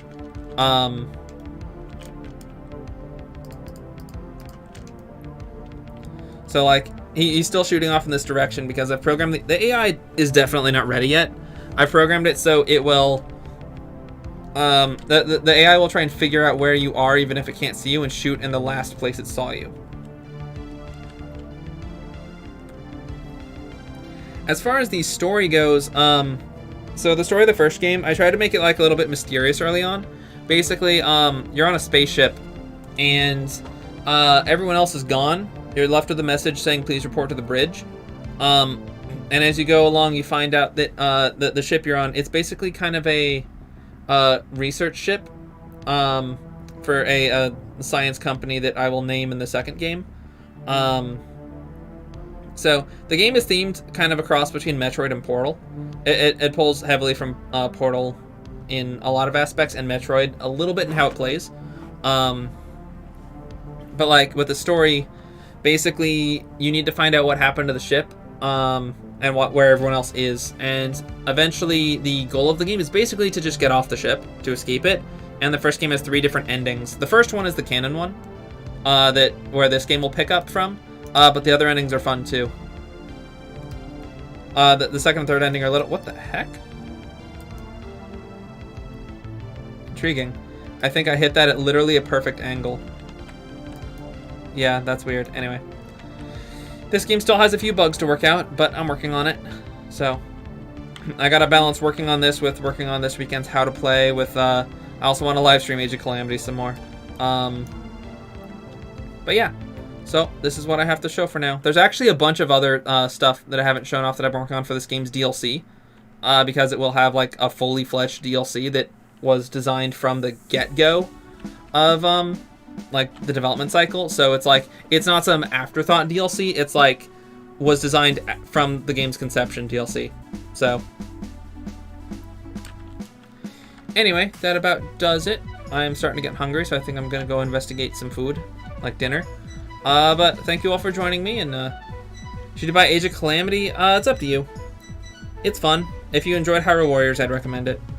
But I'm gonna go get some food. Thank you all for joining me today and listening to me talk about and discuss the latest chapters, and running some Agito with me and checking out my game. This probably won't be out for a long time. But yeah, no, fun story. The original idea behind doing Dragalia content was to also subtly advertise the trailers for the first game that were already on the channel. So, did the marketing strategy work? No. Was it my only marketing strategy? Yes, because I don't self-advertise a whole lot. So, thank you all for joining me, and I'll see you guys next time.